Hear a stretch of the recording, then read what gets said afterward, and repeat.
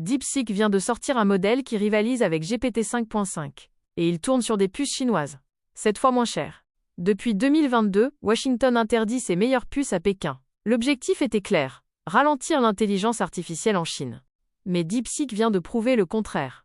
La restriction a produit exactement ce qu'elle devait empêcher. Comment est-ce possible? Le 24 avril 2026, DeepSeek lance V4 en open source.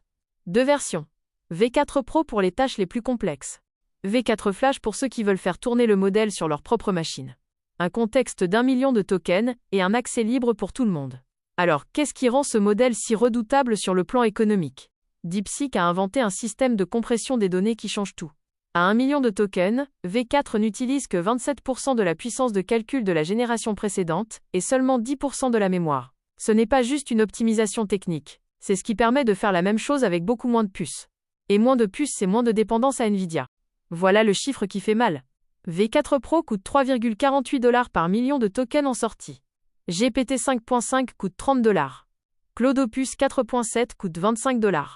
V4 Flash descend à 0,28 $. 100 fois moins cher que GPT 5.5. Si ces chiffres se confirment en usage réel, c'est un avantage massif pour quiconque veut déployer de l'intelligence artificielle à grande échelle. Attention, la réalité est plus nuancée.